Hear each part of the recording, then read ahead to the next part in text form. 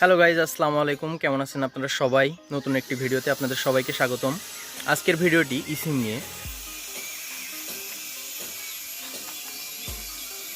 চলুন শুরু করা যাক। তো ফার্স্ট অফ অল একটি কথা বলে দিতে চাই, আমার ট্রাইপডটি নষ্ট হয়ে যাওয়ার কারণে আজকে একটু হ্যান্ডহেল্ড ভিডিও করছি, সো সরি ফর দ্যাট। তো যাই হোক, শুরু করি। ইসিম কি? ইসিম হলো সাধারণ সিমের মতোই একটি সিম, যা দিয়ে আপনি সব কিছুই করতে পারবেন, কিন্তু আপনি আসলে ফিজিক্যালি কোনো সিম পাবেন না। একটি সিমের চিপ আপনার ফোনের মাদারবোর্ডে ইনস্টল করা থাকবে আগে থেকেই। তো আপনি যখন কোনো সিম ক্রয় করবেন, আসলে সিম প্রোভাইডার আপনাকে একটি কিউআর কোড দিবে, আপনি সেটি ফোনে স্ক্যান করে ইউজ করবেন। যেভাবে আপনি আর কি কোনো ফেসবুক কিংবা ইমেইলে লগ ইন করেন, ঠিক সেরকম একটি প্রসেস প্রায় আপনি ওই রকম করলে আপনি ঠিক ওইভাবে আপনি একটু সিম কার্ড আর কি আপনার ফোনে ইনস্টল করতে পারবেন। তো সিমের একটি সুবিধা হচ্ছে, আপনি আপনার ফোনে কিন্তু একসাথে অনেকগুলো সিম, 10-12টি সিম আপনি ইনস্টল করে রাখতে পারবেন একাধিক অপারেটরের।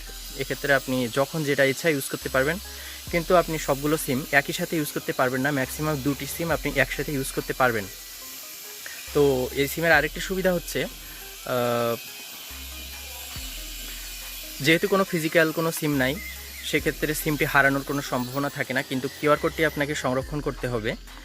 আর এক্ষেত্রে যদি আপনার ফোনটি চুরি হয়ে যায়, সেক্ষেত্রে চোর কিন্তু সিমটি খুলে ফেলে দিতে পারবে না।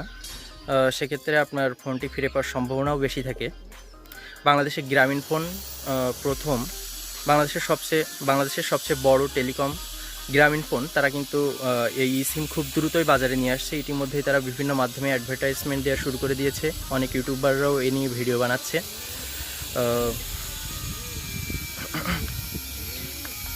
তো এই সিমের একটি অসুবিধা হলো, আসলে অসুবিধা ঠিক না, আসলে এই সিম যে ফোনগুলোতে সাপোর্ট করে সেগুলো আসলে অনেক এক্সপেন্সিভ হয়ে থাকে, যেমন আইফোন 13, স্যামসাং গ্যালাক্সি S21, 2, এগুলো অনেক আর কি বাজেট ফোনগুলোতে এইগুলো নাই এখন।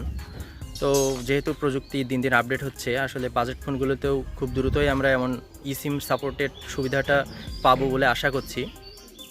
তো সবাইকে শুভকামনা জানিয়ে আজকের ভিডিও এখানেই শেষ করছি। সবাই ভালো থাকবেন, বিদায়।